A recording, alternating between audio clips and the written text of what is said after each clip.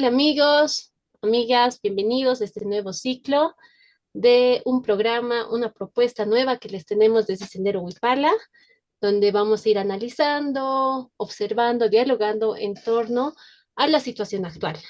El día de hoy vamos a dar inicio a este nuevo ciclo, un nuevo programa titulado Llamaradas. También vamos a tener la compañía de nuevos invitados, nuevos compañeros que nos van a acompañar a lo largo de estos programas. Conozcan a Paola Serrano, que nos está acompañando el día de hoy desde Cochabamba. Bienvenida, Pao. Hola a todos, ¿cómo están? Bueno, por mi parte vamos a ver un seguimiento histórico a lo que es concerniente al 16 de julio y tal vez algunos puntos a aclarar que son de suma importancia en la actualidad. Así también tenemos la participación de Tony Cartagena, que nos acompaña desde la ciudad de Tarija. Bienvenido, Tony.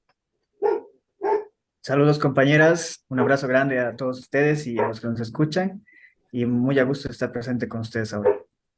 Muchas gracias. Vamos a ir conociendo, vamos a ir reflexionando en torno a todos estos datos, brindando una recopilación que hemos hecho previa. Y como ya nos ha ido adelantando nuestra compañera Paola, el día de hoy vamos a hablar acerca del 16 de julio, la revolución que continúa. Empecemos. Bueno, con el fin de reconstruir las narraciones históricas, en tanto construcciones e interpretaciones sobre la revolución del 16 de julio de 1809, y diferentes hilos en la fabricación de la proclama de la Junta Tuitiva, no existe una interpretación uniforme en relación al 16 de julio y la figura de Pedro Domingo Murillo en las diferentes interpretaciones de la revolución, donde desde protohéroe, mártir hasta infidente confeso. La revolución paceña nace por disputa por el liderazgo entre Murillo e Indaburo, disputa que se reflejó también a la hora de negociar con Goyeneche cuando el movimiento paceño llegaba a su fin. Ambos personajes cambiaron sus actitudes en sentido de colaborar con la entrega de armas, pero el accionar de Murillo, más cauteloso, redunda en su nacimiento como héroe y convierte a Indaburo en su antítesis. Miradas a la Junta de la Paz por Rosana Barragán. Interesante, Pau. Había leído también, estaba revisando un poco, que me llamó la atención en unos 10 puntos en un documento que me iba recomendando y mencionaba en su punto noveno, indica, pide este pueblo que se reúna al Congreso representativo de los derechos del pueblo, un indio noble de cada partido de las 6 subdelegacias que forman esta provincia de La Paz, cuyo nombramiento se hará por el subdelegado, cura y cacique de las cabeceras de cada partido. Curas y caciques. ¿Qué nos puedes comentar, Pau? Como tú mencionas, se llama una persona indígena a ser parte de la asamblea por la necesidad de incorporar a una indígena, dado que exista paridad de personajes que puedan alienarse a su línea de creencia o política que existía en esa época y que es base material indígena histórica el llamado a esa persona Mm, para tipo hacer creer, ¿no? Que están todos incluidos dentro de un margen de mentiras que al final se vio. la utilización del INE. Entonces, este 16 de julio, lo que nos van enseñando en los colegios desde pequeños es nuestro mártir, Pedro Domingo Murillo. Esto es así, es el mártir al quien tenemos que homenajear y rendir todos nuestros actos. Eh, bueno, están dos partes, ¿no? Se atribuye a Tupac Amaru la siguiente frase célebre, ¿no? A mí solo me matarán, pero mañana volveré y seré mi llora. Katari es mártir de los indígenas. Se atribuye a Murillo la siguiente frase célebre. Yo muero, pero la tea que dejo encendida nadie la podrá apagar. Muy similar. Murillo mártir de los criollos. El libro titulado Documentos para la Historia de la Revolución de 1809, publicado por la Alcaldía de la Ciudad de La Paz en 1954, son documentos de archivo de la Nación de Buenos Aires, ahora recopilados por Carlos Ponce Sanginés y Raúl Alfredo García. Dichos documentos están publicados en el contexto de la creación de la Biblioteca Paceña bajo la ordenanza y firma del alcalde de entonces. Dichos datos están contextualizados con la existencia de un conjunto de documentos donde Murillo trata de demostrar al brigadier José Goyeneche que vino desde Cusco para sofocar el alzamiento, como fiel vasallo del rey. Para ello expone certificados y testimonios de sus ex jefes militares y españoles y otros, varios de ellos debidamente juramentados ante la autoridad y las leyes españolas. El argumento central es el que había defendido la ciudad sitiada por los aymaras en 1780 hasta romper el cerco al lado del ejército auxiliar de José de Resequín, venido desde Buenos Aires en apoyo a los españoles. Ese es el contexto donde se devela la participación de Pedro Domingo Murillo en favor de la corona española y en contra de los que vendrían a ser aymaras.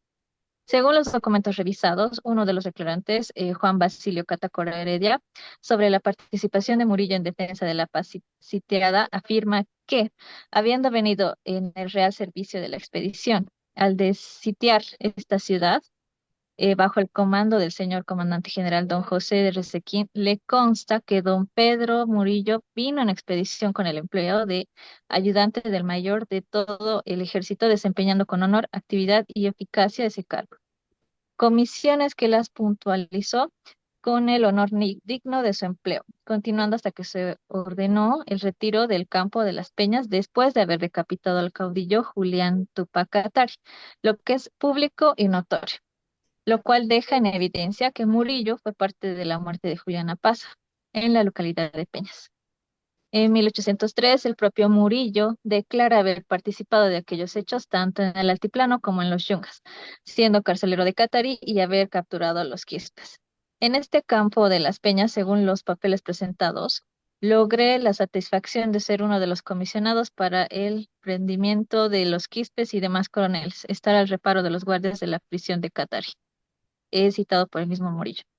Entonces ahí podemos notar claramente y remitiéndonos a las pruebas, cómo realmente fue y cómo nosotros deberíamos considerarlo actualmente. Y no ir reproduciendo lo que nos dicen y quieren que vayamos creyendo respecto de la historia. Lo que comentas me da la analogía a los Simpson, Jeremías Springfield. Asumo que varios se van a sentir, no sé, decepcionados, quizá. Es algo que mencionaba también el Inca Huáscar Chiquihuanca. Él denunciaba este hecho, decía que Pedro Domingo Murillo había sido parte de los que han descuartizado a Tupac Katari, pero que hasta la fecha nosotros, lejos de estar cuestionando esta historia que nos han contado, seguimos reproduciendo estos homenajes a estos personajes.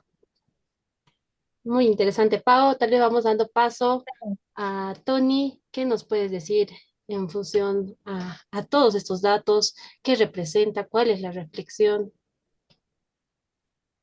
Sí, a mí me gustaría remarcar dos puntos que nombró Paola y que tú también lo mencionas, que es en el momento en el que se trata de incorporar a un indígena, se tiene que pasar por la tuición y el tutelaje todavía de un cura, ¿no? Y esto es muy lógico, entendiendo qué significa el colonialismo desde dos tipos, ¿no? Y aquí hay un pensamiento interesante de Eduardo Galeano en el libro de los abrazos que dice, lo leo textualmente, el colonialismo visible te mutila sin disimulo, te prohíbe decir, te prohíbe hacer y te prohíbe ser. El colonialismo invisible, en cambio, te convence de que la servidumbre es tu destino y la impotencia tu naturaleza. Te convence de que no se puede decir, no se puede hacer y no se puede ser. Entonces, con esto yo hago notar que hay dos tipos de colonialismos, ¿no? Uno que es visible, que es muy agresivo, que podríamos decir que es aquel colonialismo que comienza con la conquista, y hay otro colonialismo más invisible y que es mucho peor, que eh, trata de establecer una cultura de la impotencia, para que la población y todo el destino de la tierra esté en función de servir a alguien superior. Entonces, después de hacer esa distinción de dos tipos de colonialismo, podemos entender igual, y con mucha razón, lo que significa eh, un prócer o un líder, tanto de los criollos y los mestizos, y un prócer de los indígenas. A uno le tocaba sentir en carne propia un colonialismo visible, y a otro, en cambio, tal vez culturalmente, algo más invisible. Y hoy en día todavía podemos rescatar y evaluar en nuestra sociedad cuál de los dos colonialismos está presente y cuál todavía es el más peligroso. En esta iniciativa de seguir entendiendo esta situación, me gustaría, por ejemplo, entender la realidad boliviana desde lo que significa formar una subjetividad con este tipo de colonialismo. Basándonos en la tesis de Juan José Bautista, podemos ver que nuestro país ha transcurrido en una línea histórica de subjetividades. Nacemos a la vida republicana con un tipo de subjetividad que a medida que va pasando el tiempo, se crean y se trastocan por otras. Esto es, van siendo superadas por otras. O a medida que avanza el tiempo, todavía existe la necesidad de que lo interno que está reprimido, negado e invisibilizado, busca emerger. Eh, si nos preguntamos, por ejemplo, cuáles son estas subjetividades, tendríamos que ver que la primera es la subjetividad colonial, que como ya se dijo al principio, es una subjetividad que está en función de servir y crear una cultura de impotencia para no buscar un cambio en la realidad. Romper con este tipo de subjetividad fue lo que hicieron en 1809 y lo que trastocó la historia de Bolivia, ¿no? Desde ahí comenzamos todavía a seguir otros cambios, pero una cosa importante es que esto no desaparece ni tampoco es algo exterior, sino que se mantiene e incluso se consolida en otros tipos de intereses de clase. Em, vamos a ¿Cómo? estudiar por... ¿Sabes una duda, Tony? Hablas de la ¿Sí? subjetividad crítica que nos propone Juan José Bautista. ¿Cómo conseguimos nosotros esa subjetividad? ¿Por medio de qué? ¿De la educación, por ejemplo? Lo interesante es esto. Todo el discurso de cambio cultural o social está enfocado en tratar de entender a las personas a partir de lo que significa la razón, ¿no? El pensamiento y lo racional. Pero vemos que todavía esto es una idea heredada del mismo concepto colonial, en la que se enaltece lo que significan las ideas y la razón, pero se subyuga lo que es el cuerpo, ¿no? Entonces, mientras una clase interna y externa se beneficiaba de las riquezas de nuestro país, nuestro pueblo no recibía en reconstitución de su propia materialidad corporal ningún beneficio. Y esto lo vemos en la historia cuando las principales fuentes de riqueza de nuestro país están en manos de un grupo pequeño y determinado de personas. Ujú. Es precisamente esta diferencia que tenemos que hacer ahora para entender qué significa la nueva reconstitución de la subjetividad a partir de la materialidad. Esto es, a partir de que lo que podemos producir como riqueza en tanto país retorne a nosotros y nos ayude a reconstituir nuestra materialidad corporal para poder luego tener la posibilidad de crear ciencia y filosofía. Es decir, en términos coloquiales, poder tener el estómago lleno para después tener tiempo para pensar, ¿no? Eh, Esto es muy importante porque actualmente vemos todavía la arremetida de esta tendencia colonial de servidumbre, de establecer un mito de superioridad por encima de la población para sentirse extranjeros dentro de su propio país. Y esto hay que decirlo categóricamente porque todavía persisten personas que tienen y se creen herederos por un color más claro o por algunas ideas más rimbombantes o apellidos un poco más diferentes y un poco mejores, ¿no? Cuando en realidad es todo lo contrario. Así es. Nos mencionabas antes de que te corte los distintos tipos de subjetividades y proyectos que estarían quedando atrás. Nos hablabas del colonialismo. Nos interesa saber cuáles más. Sí, lo interesante que podemos encontrar en la historia de algunos autores del bolivianos también compatriotas, por ejemplo, como Carlos Montenegro, Tristán Maroff o Jaime Mendoza, es que durante el transcurso de la vida republicana, en un principio con esos resabios coloniales, existía la posibilidad de crear otro tipo de mentalidad a partir de la constitución del ser subjetivo como republicano y como nación.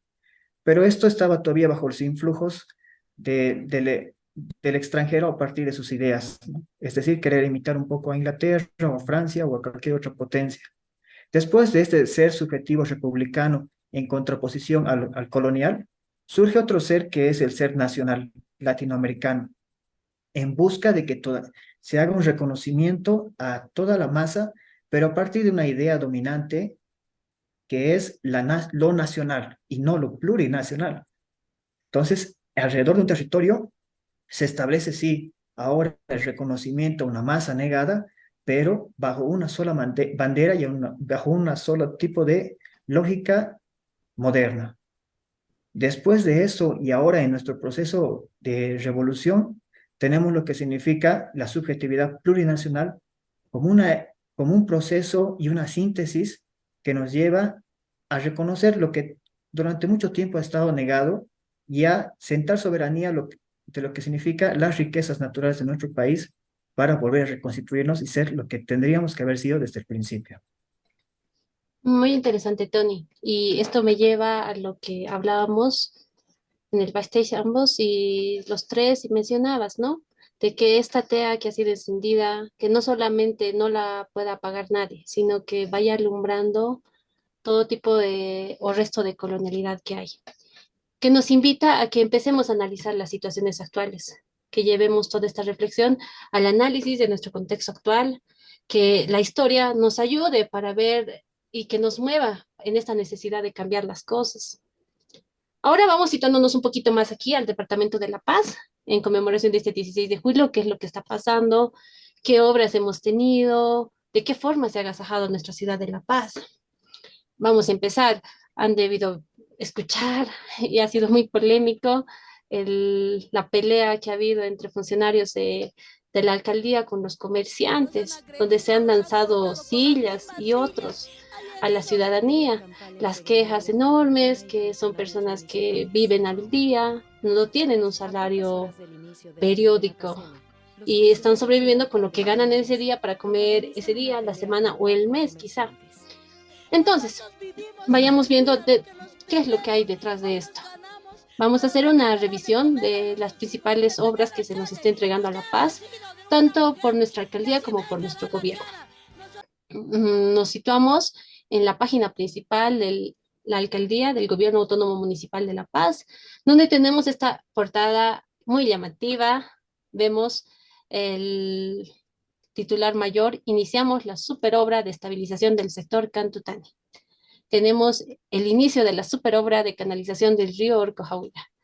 Tenemos el superasfalto de las avenidas Armentia, Sucre y Tejada Sorzano, va viento en popa y demás. Son una serie de promesas, de autodenominaciones de superobras que no las estamos viendo desde acá. El alcalde de La Paz, Iván Arias, ha anunciado licitaciones y nos muestra en sus titulares el inicio de estas obras, pero se va olvidando que hasta la fecha hay más de 110 obras inconclusas y abandonadas, como lo ha ido denunciando públicamente y presentando pruebas la concejala Roxana Pérez del Castillo. Tenemos desde la Costanera, en el locetado de la calle Genaro San Ginés, que esto es muy interesante y muy puntual. ¿Por qué? Porque en esta calle Genaro San Ginés, tú, Pau, conoces muy bien, está el Instituto Nacional de la Ceguera. ¿Qué significa? Que este parálisis que se está haciendo sobre esta calle está afectando a un montón de gente con discapacidad, porque no pueden ingresar, se está poniendo su vida en riesgo. No solo las calles y las avenidas están inhabilitadas, como acá mencionaba, el superasfalto de la avenida Armentia, Sucre y Tejada Sorzano va viento en popa. ¿Qué significa? Significa que no está finalizado, que hasta la fecha tenemos la congestión tanto en la avenida Armentia, Sucre y Tejada Sorzano, donde no podemos transitar. Mm, También se ha visto recientemente unas denuncias respecto al hurto de 93 barriles de cemento asfáltico con una pérdida de 11 millones de bolivianos por parte de Mavías. Hay hechos bochornosos en distintos ámbitos y ahora nos podemos ir un poco al tema de la salud. En el tema de salud, hemos tenido en el centro de salud de La Portada un hecho terrible donde se ha retirado el medidor del centro de salud debido a que no se ha hecho pagos, no se ha hecho pagos a tiempo y han tenido que retirar los medidores y se ha quedado el centro de salud sin luz y sin poder atender a la población. En solución a esto, ¿qué hizo la alcaldía? Pusieron un foco para mostrar de que no, sí hay luz, ya que venía la prensa, pero si seguíamos los cables del foco, veíamos que era una instalación clandestina de energía eléctrica. Y eso es lo que tenemos desde nuestra alcaldía. Son más de 2 años de gestión del alcalde que nos está haciendo entrega de letreros, promesas y pintura. Hace entrega de letreros para este mes de julio, supuestas inversiones como 400 millones para la superobra de canalización del río Orcajahuira, que esperemos no quede paralizado y tengamos unos resultados. Y si no puede ser en este mes, que sea más adelante, pero que haya obras para La Paz. Según el informe del Gobierno Autónomo Municipal de La Paz, a la fecha, el 80% del presupuesto municipal se ha ido únicamente al pago de salarios y solo el 10% del presupuesto ha sido destinado a obras. Por otro lado, ¿qué tenemos? En nuestro gobierno nacional han anunciado de igual manera que se está haciendo una inversión de 1.286 millones de bolivianos para la construcción de 15 plantas industriales en el departamento de La Paz. Entre estas se puede citar la ampliación de la planta procesadora de lácteos de Chacachi con 45 millones, planta de transformación, centro de acopio y almacenamiento de papa en el Alto de 173 millones de bolivianos, la planta de almacenamiento y transformación de cereales en Yachas, 182 millones, planta piscícola en el lago Titicaca, 88 millones, entre otras. Entonces, acá podemos ver y haciendo un análisis, una similitud de que van anunciando futuras obras. ¿Cuál es la diferencia? Son los antecedentes. Por un lado, tenemos en nuestra alcaldía 110 obras inconclusas, paralizadas, y por otro lado, tenemos un proyecto de industrialización que el país viene teniendo y avanzando no solo desde esta gestión, sino desde antes, porque el proceso de industrialización con sustitución de importaciones no se puede lograr en un año, en 2 años, ni en 5 años. Es un proceso, es un proyecto de país que se tiene desde esas filas. Y ha iniciado obviamente con la nacionalización de nuestros hidrocarburos, la administración de nuestros recursos. Una vez que nosotros podemos administrar nuestros recursos, sabemos hacia dónde vamos a distribuir y queremos que sea una distribución equitativa. Siguiendo esta línea, también se ha anunciado que hasta la fecha se ha desembolsado 365 millones de bolivianos, beneficiando a 2.797 unidades productivas en el departamento de La Paz con los créditos Sí Bolivia. ¿Qué representa esto? Que son 2.797 familias de productores que están pudiendo acceder a estos créditos. ¿Para qué? Para que se siga inyectando el dinero a la gente, podamos seguir redistribuyendo la riqueza, administrando nuestros recursos y creciendo y avanzar rumbo a la industrialización de nuestro país. La mayoría de estos beneficiarios, el 90% son micro y pequeños empresarios, en su mayoría de la industria manufacturera. La comparativa es clara, hay quienes entregan obras y quienes las prometen. Este mes aniversario tenemos que analizar este tema, son celebraciones, pero ¿qué tipo de celebración estamos teniendo? Sin valor y con valor. Identificamos inmediatamente que la celebración sin valor es la que nos está entregando todo nuestro municipio de La Paz, que nos quiere vender una apariencia de estabilidad, de bienestar, que está maquillando toda esta inoperancia de estos años y dándonos una fachada llena de promesas y mentiras. Es lo que les podemos comentar, compañeros, respecto a esta fecha. Compañera, yo tengo una duda y es ver que este superalcalde que tienen ahí con muchas obras, Super obras debe, sí, debe tener una historia algo interesante, ¿no? para que se lo haya elegido. Sí, sí, hay que entender eso. Así es. Y como menciona él mismo, la biografía que tiene ante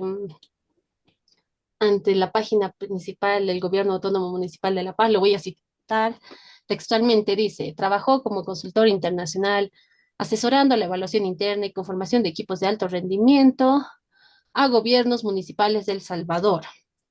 junto con la Agencia de los Estados Unidos para el Desarrollo Internacional, que es conocida por sus siglas de la USAID. Ha brindado formación y capacitación en 11 municipios piloto del proyecto de gobernabilidad democrática, y este proyecto ha sido financiado precisamente por esta institución estadounidense y ejecutado por Louis Berger. ¿Qué nos lleva a esto? De que ya es muy conocido el papel de la USAID en, en nuestros territorios, la Agencia del Desarrollo o de operaciones encubiertas, porque se han mostrado numerosos hechos donde el gobierno de Estados Unidos no renuncia a estos planes subversivos de injerencia política en países que no sigan su línea. Entonces, ¿qué hacen? Quieren provocar desestabilización, crean estas situaciones para desestabilizar, provocar cambios del ordenamiento político y destinan presupuestos millonarios. Y no me resulta personalmente extraño que justamente este personaje haya sido ministro de gobierno en este periodo de facto que hemos tenido tras el golpe. No solo eso, también tenemos un sinfín de denuncias por acoso sexual. Uno de los más conocidos ha sido precisamente el año 2021, donde era ministro de Obras Públicas. Ha sido tan conocido este caso porque ha habido las grabaciones de la Cámara de Seguridad, donde se observaba de qué manera ha acosado a una funcionaria de ese ministerio que ha hecho la denuncia. Sumado a estos hechos, varias han comenzado a alzar la voz desde Marcela Martínez, la madre de Sarle, la joven desaparecida, que ha denunciado que igual ha sido víctima de acoso de este alcalde, otras funcionarias, y nos llamaría la atención de que ahora que ese alcalde ha detenido su reputación de acoso, y no es así. Porque recientemente, el 9 de septiembre del pasado año, las ex subalcaldesas de Mallasa y Centro, Jacqueline Chavarría y Sheila Dávalos, respectivamente, han denunciado que el alcalde estaría siendo cómplice y que protegía a un subalcalde del distrito Max Paredes, a quien estaban acusando de acoso sexual, político y laboral. ¿Qué es lo que vemos? Un alcalde que va bailando constantemente, nos va mostrando sus TikToks en diversos espacios, baila sobre las penas de los paseños, porque no hay una gestión de riesgos desde la alcaldía, y que nos quiere vender y maquillar una La Paz linda de mil colores.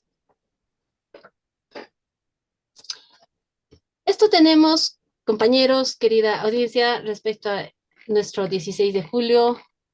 La idea central es ir analizando nuestra situación, ir viendo cuál es el trasfondo detrás de cada uno de estos hechos y empezar a sacar propias conclusiones, propias reflexiones. Te doy la palabra, Tony, antes de retirarnos. Sí, a mí me llama mucho la atención de que no hay mucha diferencia cuando vemos los periodos históricos de la necesidad de hacer un proyecto nacional para dignificar a las personas que estamos en ese territorio. Y hay todavía una fuerza que se contrapone a esto y que siempre trata de crear como una apariencia de lo que está ocurriendo y no así entrar a temas concretos y de fondo, ¿no? Y hay que decirlo bien claro y resignificarlo con estas fechas que tenemos hoy y que vamos a tener en todo Bolivia, que es no abandonar nunca el proyecto de la soberanía nacional en nuestra riqueza nacional para aprovecharla y beneficiar a nuestro propio pueblo. Con esta historia, con la reflexión y con lo que acontece actualmente, ya tenemos un rumbo fijo y una misión también. ¿Hacia dónde vamos? Adelante, Pau. Bueno, sí, ya vimos todo un pequeño paso histórico, reflexivo, por parte de mis compañeros y bueno, finalmente sería felicitar a La Paz y esperemos, ¿no? Que quede una mechita, una chispa en cada corazón de todos los eh, ciudadanos, los compañeros que lleguen a ver esta transmisión y que puedan tal vez su propia inquietud misma por ver realmente o llegar a la veracidad de los actos que pasaron, ¿no? En esa época. Nosotros simplemente no podemos hablar o a favor de alguien o en contra de alguien si es que a las pruebas nos remitimos, ¿no? Y bueno, cada quien tiene su punto o enfoque que quiere darle a esto, pero como nosotros siempre vemos hacia dónde dirigirnos, obviamente queda libre albedrío para cada quien. Y felicitar a La Paz. La Paz es una ciudad muy hermosa, es ciudad maravilla y que la pase bien conforme a lo que queda, porque ya vimos que mucho no hay, pero la esperanza nunca muere.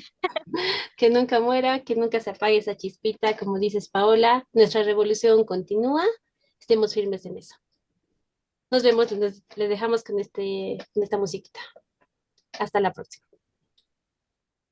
Hoy estuve en Bolivia, qué lindo país.